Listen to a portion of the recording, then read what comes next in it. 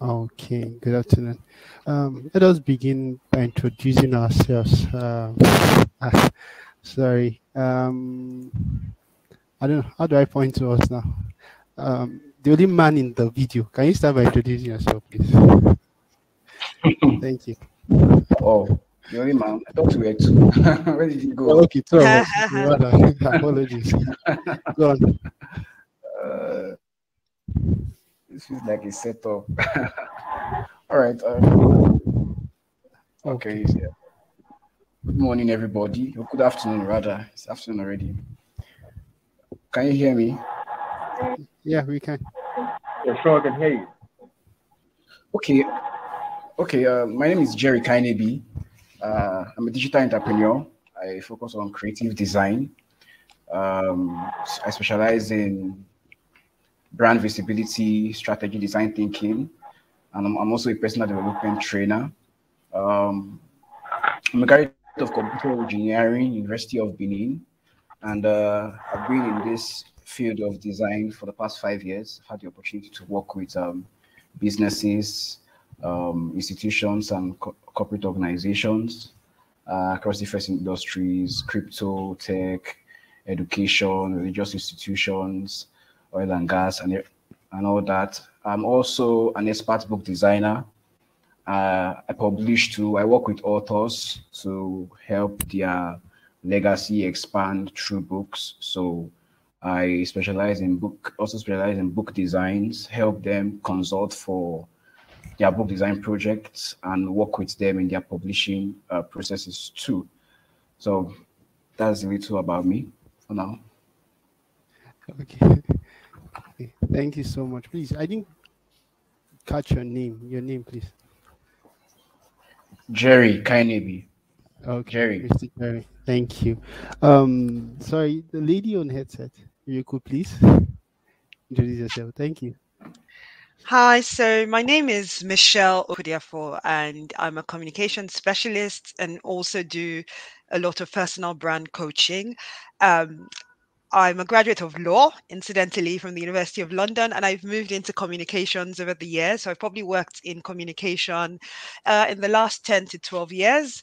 I'm really passionate about communication. I'm passionate about diversity, and I'm passionate about, helping young people actually realize their potential through communication, and of course, the way you put yourself together, the way you present yourself to employers. So I'm happy to be here today and also to learn from the other panelists, and hope this will be a really interactive session. Yeah, we all hope so. Sorry, but I didn't catch your name. Just your first name, please. Michelle. Michelle. Michelle. Okay, thank you. Um, Not the last, but the lady. Okay, we should just go ahead then. Um, s- Yeah. so Michelle, if I would ask, what role, if to ask, what role would you say media currently play um in the personal development and let's say community and continental development of individuals, countries, and people today in the world that we are in? What role would you say media is currently playing for in people's personal development, professional development, or even you could take it as a country? What role does media play in the development of countries these days? So I the don't know. media is and continues to remain a really powerful tool, especially now that we have all forms of digital and social media. So people can access information easily. And so there's a pro and con to that. As you access information easily, you're more aware. You can connect more with people across countries. You can also spread information about what it is that you do. So, be you a country, be you an organization, be you a business, the media is there to help you. On the negative as well, you need to be careful because access to information is easy. Sometimes, yeah, you don't want the wrong thing going out, or you don't want people saying the wrong thing about you. So I think the important thing is that the media is a very powerful tool, and whether as countries, as businesses, individuals, it's something we can Okay. harness to our own Okay. So, given advantage. that we now understand what the role of media is, and in personal development or community development, and the topic for this panel session is um, um, an entrepreneurial life in media. So would you want to perhaps just talk to those listening about a career in media? How does it feel? How does it look like as someone in the media field? What does career in media look like or feel like a day? Just a day in your life. Okay, so I'm not. I think Charles is a journalist. If I got his bio right, yeah, because he hadn't even had the the pleasure of introducing himself. But I'm Okay. so I work in. I like to say that I work more in communications than in the media, but I can Okay. share what a day in my life looks like. Okay. Go So ahead. Go ahead. currently I work as a communications lead for Total Energies in the UK. So it's an energy company, and what my job involves. So I'm kind of like the internal media. In these days of hybrid working, in these days of people wanting more from their organization, you need to keep employees engaged. You also need to make sure that leaders are communicating properly, and that's what my job is around. So it's talking with the different directors, like wondering, okay, what is it? What is your plan of action for people? What kind of things can we do to make sure that employees within our organization are engaged? How do we promote initiatives that bring the organization together, especially as people are dispersed and working in different areas? So this could include things like, blogs, it could include interviews, it could include campaigns that I'm running internally. It could also include like, website design. It has a whole range of things that I do. And I think again, the media field is so large. So it's like finding, your own niche, what exactly it is that you want to do and what works for you at this point in time. But basically, if I may say, my role is more like internal media or internal communications, if you like. So it's literally like, I'm doing things like newsletters, I'm interviewing the CEO, I'm putting together something that will bring people together. Because I think, after the pandemic, people have started demanding more from the organization. So the need to communicate is there, the need to be transparent, the need for leaders to talk with their people, the need to put in place programs that make people feel like, Play by I PS want to Car. be a part of this organization. And that's really what I do from day to day. Yeah. Obviously, with all you said, the organization can do without you. Yeah. Okay. Well, hopefully. Quickly. Okay, Jerry. So the conversation has been going. First, we asked, what's the role of media in um, personal, community, or even a country's development? I don't know if you want to jump on that. Quickly, give us like your feedback. Okay. I think the media, it thrives on information. And we are in a time where accurate information is a huge priority, because everything rises on information. Things go wrong when the wrong information is out there, and things get better when the right information is out there. Every single aspect of the countries and their economies, every single industry, every single sector, what they need. Information is like the oxygen for things to move smoothly.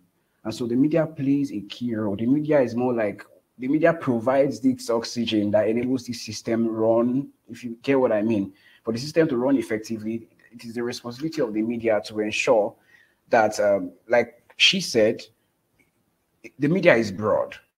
There are so many aspects, so many components, so many niches, but all together they come together. For example, she's into communications, I'm into creative design, graphics design, which is about visual representation of brands and passing information visually. But there's something I say, for me, I have a principle that I work with. I believe a design is a mental shortcut, as far as I'm concerned, because there's so much information that, like I said, the media is providing information, but at the same time, there is so much information out there, a lot of information. When you turn on your devices, when you come online, you see so many things happening at the same time. So the goal of what I do in my own aspect of the media is to create a mental shortcut that enables you to get a quick information within a short time.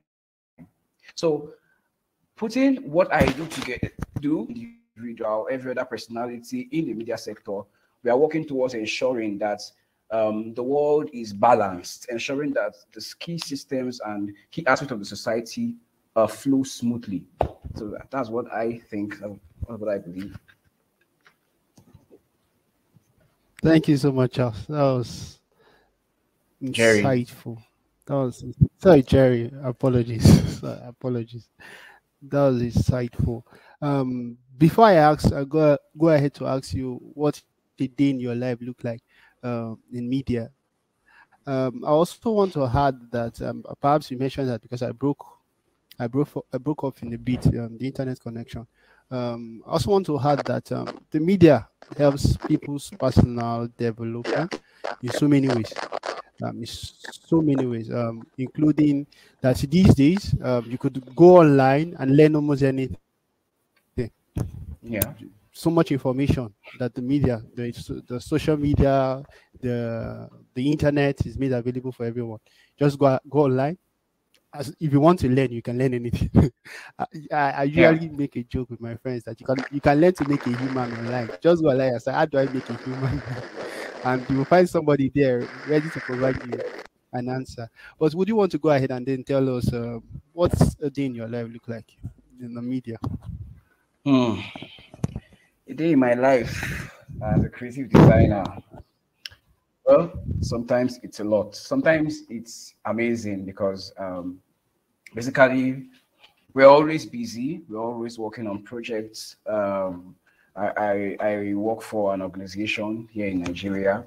At the same time, I also run my business as a creative designer. So, handling responsibilities for the organization I work for in terms of their branding, their brand visibility, and their creative designs, and also working with my clients in the business aspects because I'm into social media branding, business branding, book designs. Most majority of the projects I handle are usually book design projects. So um, there are some days that it goes so well, everything is balanced, everything is good.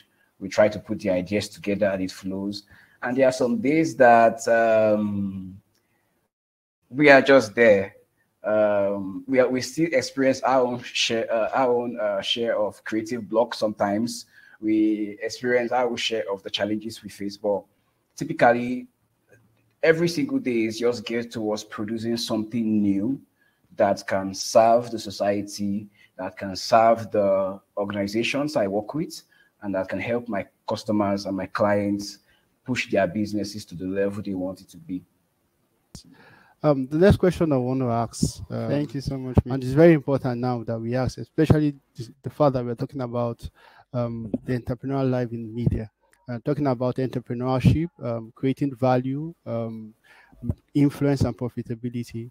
Um, how would someone really create wealth, become an entrepreneurial media professional? I don't know if that question is coming clear. You understand what my question is? How can someone create value, right, in as a media professional? How would you say someone can create value? Yeah, you cut out a bit, but your question was how do you, if I got you right, how do you create an entrepreneurial mindset working in the media? Yeah. That's fine. Yeah, go on. Okay. So basically, I think that anything you do for an organization, if you work for an organization, you're providing value for an organization. And then one thing that people can't take away from you is your skill set. So I think the first thing in becoming, or creating an entrepreneurial mindset wherever you work, be it media or whatever part of media or communication that you're working, is understanding the value that you as an individual will be offering to clients. So say like I'm going to use Jerry for example. So like he works for an organization, but at the same time he's a designer, and many people have design needs. So there's an opportunity. You need to understand what it is you bring to the table, and then understand what people are looking for, and that is where you can come in as an entrepreneur.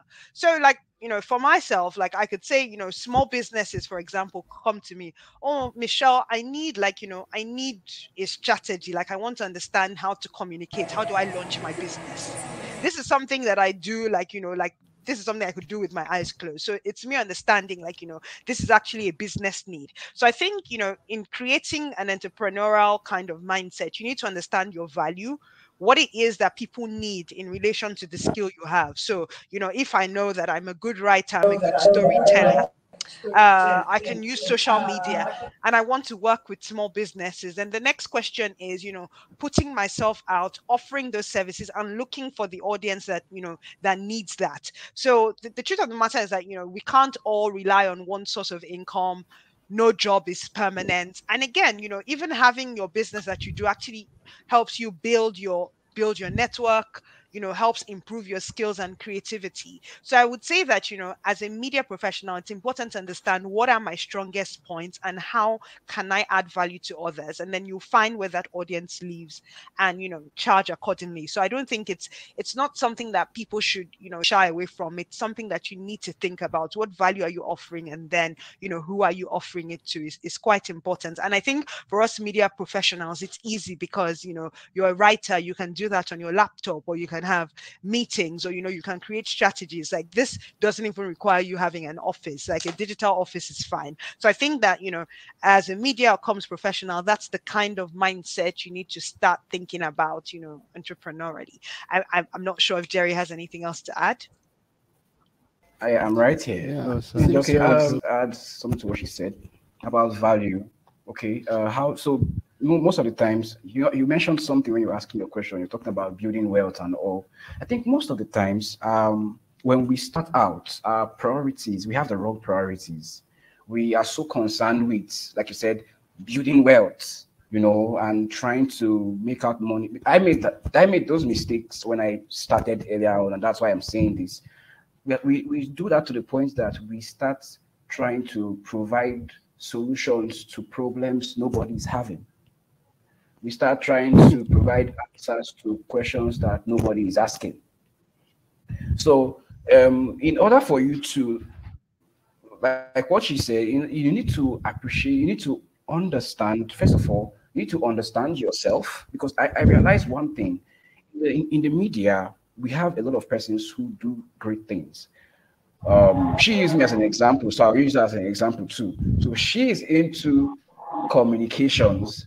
Now, she's awesome at what she does, but there are other persons who are into communications who may not have the exact same flow as her.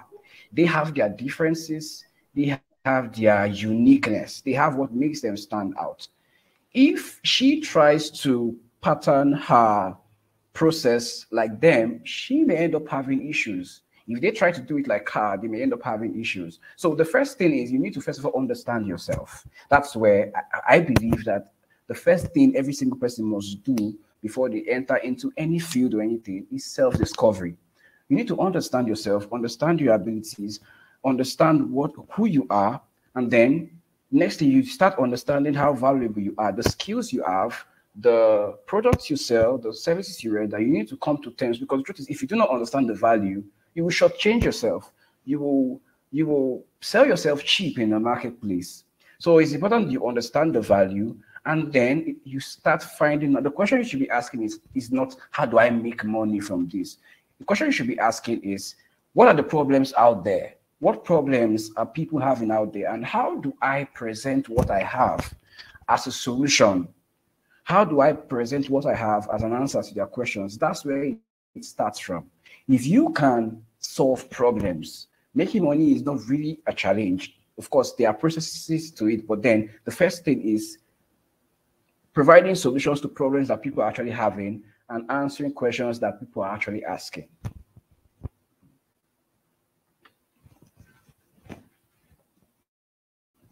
And just to add, Jerry, I think just something just kind of struck me when Jerry was speaking as well, in terms of self-discovery. Is also looking at, sometimes we don't even know the skills that we have, but if you find out that, a lot of times people are coming to you, it could even start from like friends or family or just people, I need help with this, can you help me do this? You're excellent with this already shows you that thing you have is valuable, because people want, True. People come to you for that, and it's something that you can build on. And like you said, discover who needs this kind of skills, how can I package it, and how best am I going to present it, just so that people know that I'm offering them value. So I think, yeah, Jerry, I'll just add on to something you mentioned. connection. So yes, Yes. every product or everything that we offer to ourselves or to the community, the value is measured by the need of others. So if people don't need it, it is not valuable. It is just there. It is an hobby, sometimes expensive hobbies. Yeah. So it is very important. Given the developments in the media field in the past few years, over the years, some say 10 years ago, 20 years ago, you would have enjoyed so much from the media as much as you're enjoying today. There's so much information you could get, very easy access to information. You don't have to get newspaper to know what is going on in USA, say UAE, say China, say Nigeria. As soon as you wake up in the morning, you begin to get those beeps on your phone. This is what is going on. Now, so much information coming in today. Media is meeting that need. The question now is, looking from your perspective as people in this field, what future needs, what needs of the people do you think media is building up to meet in the coming months, in the coming years? I don't know if the question is clear. So what need, community need, personal needs, individual needs, do you think media as a whole is building up or should build up to meet in the coming years? I don't know if that was clear, if you can hear me. Mr. Jerry, can you hear me? Yes, can hear you. So did you get the question? I can hear you. Yeah, I can hear you. Did you get the question? Okay, let me. You can rephrase. I think I did. Okay. Say something on that. So, talking about the trends and what the media is about. Looks like Jerry has dropped off. But I would say right now, in fact, if you ask me, there's quite a lot of information overload, and the media as a whole is, gearing towards that place, like where connectivity is important. So to connect people, connect organizations, connect societies. So the media is doing well with that. The media is also helping businesses. So especially if we're looking at digital and social media, it's making it easier for people to transact, across countries, for example. The media is also making it easier for you to, or for us to keep up with, like, political trends and happenings, to also voice our discomfort or our grievances, about certain things. However, I'm also leading this to someone's question, because I can see a question in the chat from Eyo, who says that his question is, has media done more harm than good to Nigerians in the 21st century? And I would say yes and no, because there's certain things that, like 20 years ago, it would have been like hearsay, but the media brings it to light. So in terms of all of the political uprisings, in terms of the way we've seen young people being able to come together, to stand together for things that may or may not be right, to advocate for, like, better governance, to advocate for, for a better society, basically. So I would say on that front, the media has done really well. Now, in terms of social media control, I think at the end of it, it boils down to how much you as an individual allow yourself or your children to be exposed to. Because I'm looking at your question, is twofold. Has the media done more harm than good? And are there there are things we see online every day that are not healthy for us.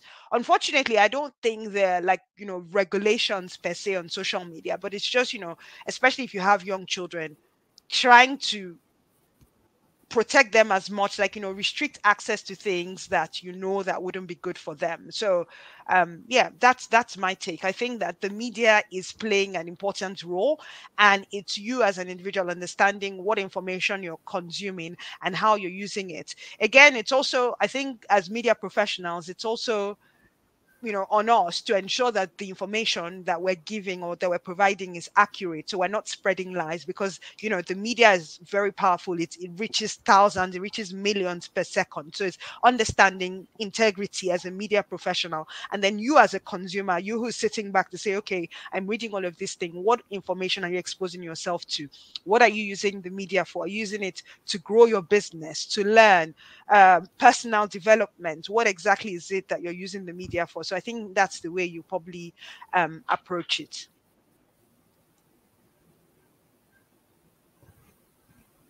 Yeah, awesome contribution. Mr. Jerry, do you want to say something? So there's a question that came in from Ayo on the chat box. He said, my question is, has media done more harms than good to Nigeria in the 21st century, especially for youth and even children? So how do you respond, Mr. Jerry? Okay, I think if media has done more harm than good, the thing is, I don't really know if there is a way to measure that. I think the best way to measure it in terms of output, the things we've been seeing in the society. Basically, I feel I wouldn't want to come from a yes/no perspective, but let me just say, basically, for what we've been seeing, I feel, I don't know, when I joined in, someone was mentioning something about control. I don't know. In terms of harm and good, the media has been contributing greatly to the advancement of knowledge in this age, in this time, this period. Every single thing, like I said, the media is like the oxygen of the society right now, because the society thrives and moves smoothly based on the information that the media provides. So in that aspect, yes, it's doing a lot of good. But at the same time, there is a giving end and there is a receiving end. And on the giving end, there are responsibilities. And on the receiving end, there are responsibilities too. The media agencies, platforms, and entities that are passing information in whichever form, they have a responsibility to ensure that the information or the content, whatever is going out there, is safe for consumption, and is also broken down in a way that it has access, the ability to reach the persons it is meant to reach, and then it is filtered in such a way that persons who are not supposed to get access to it, for example, like you mentioned, the children and all, there's certain information that they shouldn't get access to, and also basically that. So, like I said, the media is the giving end, and those entities, they have responsibilities. Now, for the receiving end, talking about if media has done more harm than good, for the receiving end, which is the people who are consuming this information, who are receiving this information, they also have responsibilities. So how the measuring the harm or the good is highly dependent on how these two parties manage their responsibilities. I don't know if you understand what I'm saying. I apologize. Can you hear me? It's dependent on how the giving end and the receiving end, how they manage their responsibilities. So for the receiving end, talking about Nigerians, youths and children, I believe everyone is accountable to someone. The youths are accountable to people. The children are accountable to their parents. And even if for the youths, even if they are not accountable to certain moral structures in the society, they ought to be accountable to themselves too. So I feel the persons who are on the receiving end, in terms of the parents, in terms of the youths, everyone has a responsibility to ensure that the information they are getting is being used properly. I hope I'm making sense. The media entities passing this information have a responsibility to ensure that whatever they are putting out there is healthy for the audiences they are putting it out for, and they set up structures and policies. Like someone was saying that there are no regulations on the content. Well, this is a whole topic as a whole, but what I can say is whether it is doing harm or good is highly dependent on how the two ends can be able to manage their responsibilities properly. That's my own perspective on it. I agree. I do agree. Yes, it is how you manage your part of the responsibility. There are two ends. There's a feeder and there's a receiver. And then for those who are receiving, they should know how to manage what they receive. okay, so you don't go to the market and buy everything, right? You go to the supermarket, you pick what you need, and then you leave the rest for those who need it. So go, while the media is their responsibility to create valuable products to meet the needs of the people. The needs of the people are diverse. What suits you may not suit another person. So when you go to the market, and it may be the social media, it could be the internet, pick what you need. So if you go to the social media, if you're engaging the media for your personal development, professional development, career development, business or enterprise development, then when you engage the media, you take what you need to meet your need. I don't know if Mr. Charles can now hear us. Yes, I'm here now. I hope I'm clear. Okay. Okay. Thanks. We understand the challenge with the internet. There's a question from Mr. Jerry in the chat. He says, I have a question. Okay, from Mr. Jerry. Please, how do you balance the need of your current organization and that of your external clients? Okay. Yeah. Everything is about planning, structure, and priority. I have a time frame that I give to my organization in terms of how long I work every single day, and I do my best to ensure that within those times, my priority at that time for that time frame is the organization and whatever they want me to do. So during the work hours, I focus my full attention on getting their work done, meeting my own end of the task and everything I'm meant to do, their bottom line and all. And then when I'm done with work, I focus on my clients' needs. Okay, so I've been able to set up a structure whereby the both of them, they are not clashing in any way. So I have a period of the day where I'm handling the work for my clients. Of course, definitely, it is tasking. The way I'm saying it, we sound as if it's easy and not, but it's tasking. It's not easy at all. There are times where you don't get enough sleep. Like last night, I didn't get enough sleep. You know, there are times when you don't get. But the truth is, I have a vision for myself. I have a goal. I have what I'm pursuing right now, and so it requires me making all the sacrifices. So right now, I'm making necessary sacrifices to ensure that I'm giving my organization my best and I'm giving my clients my best. And so far, I've been able to do that. So My name is Charles. I'm a broadcast journalist. Yeah. With over a decade experience. And I have been living we all know the NBC regulates terrestrial and DSO content. They don't regulate the internet. M1, electronic media content producers, they are responsible for most things we see on social media.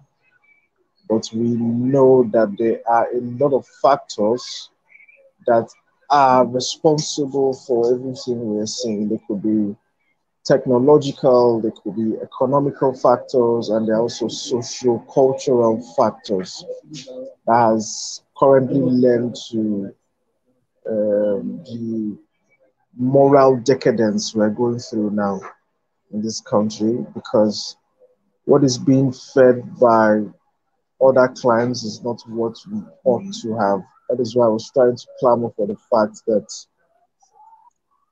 social space should be regulated, because the NBC is doing their best to regulate content that the young viewers watch. Countries like China and the rest, they don't allow their people to choose what they want to see. They select content to guide them towards the path they want the country to be. That is where we have really lost it in this country. If we can adapt that method, which I know it is not going to be possible, never ever going to be possible. If we can adapt that method, then we can beat our chest and say, yes, you can go to sleep and leave the remote or leave your gadget with your kid, and rest assured they will not be infiltrated by any pop-ups or anything. I don't know if I'm making any sense so far. Yeah, you are. Yes, okay. Yes, you are. Okay. So that is basically the thing I've seen from the questions I'm seeing on the comment section. These are the questions I've seen. I don't know if you have any other question I can tackle at this point. Okay, Now that you could. I'm fully here now. Okay, so you should jump on the question that came in just some minutes ago from Fatima Liu. What is your opinion on people's interest on live content, live streaming, and the likes? So that is obviously the future of broadcasting. That is obviously the future of broadcasting. OTT, SVOD, what have you. You cannot but to embrace it. But the thing we would have to put into consideration is the fact that are we ready for them? Talking about data consumption, do we have a steady internet supplying company that will give us strong data? Is it accessible? Is it affordable? I've been here battling to stay connected all this while because the network provider is poor. So Hawa's question, interest of live content streaming and the likes, it is very, very good because it can guarantee to an extent quality and timeliness of delivery. It can guarantee making sure there's connections for and with the users. It can also lead to diversification. We can show off our culture to other clients as well as trying to back end hold on to what we know and then change the narrative. So it's going to be something we do not have any choice but to embrace. We do not have any choice but to. That is the future of broadcasting. So the better we're being progressive and futuristic about broadcasting, the better for all of us. Yeah, yeah, I do agree. But Michelle, would you want to add anything to that? So I think obviously that's the way to go. But I like how Charles has just listed all of the problems, because the truth of the matter is that as much as we're embracing it, we need the systems that will facilitate this live broadcasting. So especially like I can see like almost everyone, even yourself, has had internet issues. I've just been here in my bedroom, and then it's like the internet is like like literally I know when I phone Lagos, I know like WhatsApp is always reconnecting. So those are the those are the kind of things that that okay. But I think the truth of the matter is that we're getting there, and I do not believe that we won't embrace it, because even if you look at like live broadcasting or live streaming for like your business, for example, it allows you to reach so many people. Like you can reach people outside your immediate environment, so that way you don't have to spend so much on promotion. People can instantly connect with you if there's something live happening. That's a good way. Like, so if it's like I don't know, like something political or a campaign, something going on, people can instantly connect. So there's that, and people want information now, like we're a now society. Like I want to know Yeah, what's happening. So there's no way, but it's just, how the other systems are Yeah, going to real adapt to be time. able to enable that. Yeah. To enable that work. Thank you, Michelle. Mr. Jerry. Oh, I got it. Mr. Jerry. Would you want to the same question, but begin your response from Elliot's question. He says, how will the current 5G technology improve media around the world? How will the current 5G technology improve Okay. media around the world? Yeah. Okay. Well, I have not really, sincerely, I've not really done an extensive research on the 5G technology. It's something that I've tried to study about. I'm still trying to come to terms with it, trying to understand. I've been getting some news about it of late. I think I heard MTN is even trying to bring up something now. So it's a technology that I've not had access to. I don't think anybody in Nigeria has had access to it yet. I've been receiving information, but I believe that if currently we are running on 4G and the experience has been good to a large extent. I believe that definitely, because for me, regardless of the technology, as long as there is internet speed, as long as it is accessible, because the issue I'm having with this is, the one thing about technology is when we get new technologies, the problem is not just about efficiency. The problem now becomes about accessibility. So where most of the times in this part of the world, when good structures like this come into place to enable communication gets easier, it starts becoming the problem of accessibility. It starts becoming expensive, and everything. So I believe it will have a massive impact, definitely. But my own concern is, what I am wishing for is the entities and the organizations and the platforms that are working towards making it available should ensure that it gets to everyone, especially this part of the world. They should just ensure that it is easily accessible, affordable, so that we can contribute to making the society better in terms of what we do. That's basically what I have to say on that. Yes, Mr. Charles. Yes, Mr. Charles.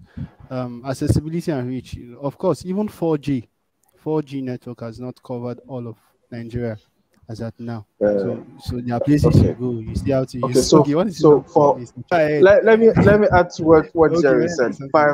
There's 5G is currently in use in Nigeria, Lagos to be precise. The fintech guys, the crypto dealers, and the rest. Yeah, that is what they use to process, to mine their cryptos and stuff. And then Williams was asking me, freedom of expression is not so much of a big thing. Freedom of expression is a very big thing, very, very strong thing in this country. But freedom after expression, there's no guarantee. Do you understand? You can express yourself. You can express yourself as much as you want to express yourself. But if you don't have the basic knowledge of broadcasting to know the right questions to ask and how to ask them, and you overshoot, nobody guarantees you freedom after you have expressed yourself. So you're going to face the consequences yourself. Then for the improvement of media by 5G, it is going to give birth to augmented intelligence, AI. We can use AI system to work whatever we want to do. And then we have always been limited by our imagination. So with the advent of 5G and the metaverse phase, we would have new kind of deliveries, new technological deliveries, how to disseminate information. And then we will be able to process large datas. Sometimes most of our television stations will send informations not on even the said high definitions because we don't have enough data processing facilities to send high definitions. The best we do is 1020, 1920, 1080 interlace. I think so far it's just one or two networks that are streaming on 4K and 8K. And you know what that means. You know what it means. Really, really large data. So with the advent of 5G, it's going to improve media. And then this is how we are going to work. If it is in place, this is how we're going to work. We would work remotely. A lot of people that are not updated will lose their jobs. Yes, that's one not true. People will lose their jobs because you won't be needed. So we are going to work remotely, widely remotely. And then the OTT that is here to stay, OTT will be expanded. And then working within the confines of our room and chunking out quality content will be a walk in the park. We'll be looking for something to get ourselves engaged in. I don't know if I made any sense so far. Yeah, you did. Yes, you are. Yes, you are. Well, just before I move on and then we begin to round up, I want to know if Michelle or Jerry has anything to add. No, I think Charles has covered it. He's the expert here. He's the one on the field. So yeah, thank you for your insight. Thank you so much. Thank you so much. Okay, thank you so much. I just want us to round up really by saying, by answering this very important question: who is an ideal media professional or professional, right? Who is an ideal media professional? So, I'll start with Michelle. So, who is ideal for your profession? So you need to be, I think, someone who's hungry, like someone who's hungry. So like you're hungry Yo. to to to to provide information. You're hungry to let people, you're hungry to share that news, to develop content. So whatever field it is, whether you're like on the production side or broadcast side, providing the right information. What kind of, what things should we be letting people become aware of? If you're like me and you work in a company, it's like, how do we enable people communicate better? How do we make this place a great place to work? If you're digital, what kind of content, how am I, being imaginative and creating content that can actually stick with people. So it's just someone who's hungry, and then being able to network, understanding the new trends, because this is like every other thing. Technology will impact the media. So it's like, are you going to be stuck in your ways, or are you flexible, open to learning new things that will help your work progress and that will also help you stay relevant? So I think in today's age, those are two things. And again, the entrepreneurial mindset never really hurt anyone, because being a media or communication professional, it's not a skill that everyone has. So it's also something that can, Yeah. at the end of the day, help you enrich your boss, add a few naira couple pounds, because even globally as well, like, if, sorry, I'm going to use you, Jerry, again, but like Jerry could be getting like book deals, or people like that. There's a lot of things you can do online. So it's just really someone who's hungry and looking at the possibilities that exist within the space. Yeah, that's what I Oh, was saying. Michelle, all right, so rightly called Jerry. So, Jerry, go ahead. Let's get your opinion. So that's all that is hungry. On a lighter note, I also that physically hungry too. Because we have one thing I realize is we have so many young people who they are talented, they are gifted. Because one thing the media has provided platforms and channels through which we have so many talents, so many persons have come into limelight who weren't anything before. So if they can learn to leverage on it, okay, an aspect of the media, which is digital media, social media, which is basically the platform that if you want to become well, people used to say there is no overnight celebrity. There's no overnight viral sensation, but trust me, social media is gradually changing the trends right now.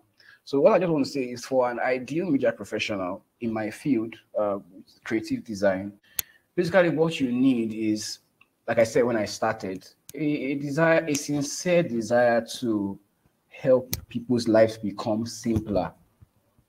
I'm passionate about simplicity. So I feel one thing is that will help you be an ideal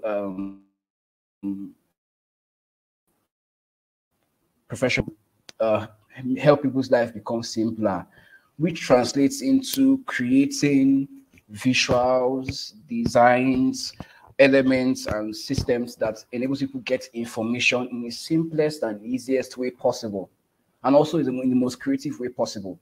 So, I feel for me, I feel that is the first thing you need. You just need to have that sincere desire to help people's life when it comes to processing information, accessing information. Just have a desire to make people's life easier in that regard, and that thing it will guide you in every single project you're handling, no matter how massive it is, no matter how small it is.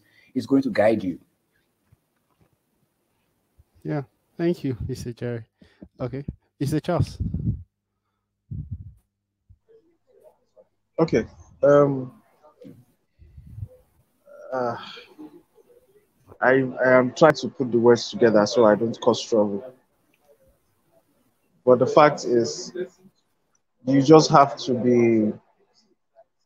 You just you have to stand your ground and you don't take no for an answer. Somebody that don't take no for an answer, you're futuristic and you're creative.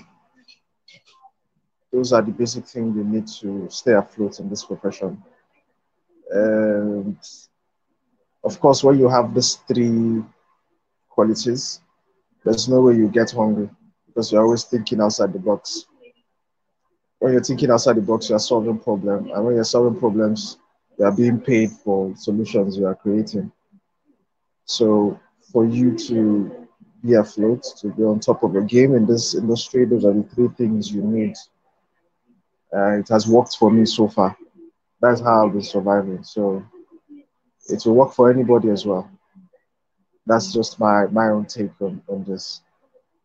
Just want to keep it very brief so that we can go for lunch. That's very fine. That's very fine. That's very helpful. A common trend I noticed between Mr. Charles and Mr. Jerry and Michelle is that passion, dedication, and then value creation is necessary in the profession, right? I don't know. Do you agree? Hope you second what I just said. Okay, so passion, dedication. Sorry, I didn't get that. I was trying to read Williams's comments. Williams, yeah, I'll get. I didn't get what he said. Yes. So I was saying that a common trend I've seen in our conversation is that passion, dedication, and value creation is a necessity in the media profession, and I hope people catch up on that. William has asked if yourself, that's Mr. Charles, Michelle, and Jerry, can provide links for connection so they can connect with you. Perhaps LinkedIn or anyway. He says he is here, Miss Michelle, Mr. Charles, and Mr. My Jerry. name is Charles. My name is Charles Insa, and however you check Charles Insa, you see my name is just there, Charles Insa. I'm the only Charles Insa you'd see. So you just look it up. One and only. You can connect on LinkedIn, on Facebook. You could connect on anywhere. Charles Insa. That's just it. But if you want me to drop a link, I could drop a link to. That would be a pleasure. And I will be connecting with Michelle, so it's going to be a triangle. I've already sent an invite. I think Jerry has sent an invite as well. Yeah. So yeah, okay. I think that's the beauty of these panels because that's how you connect and grow your network. Yeah. Okay. It's been an awesome time with you guys. Thank you so much for your time. Thank you. Okay. Have a great day. All right. You too. Thank you. So much. You too.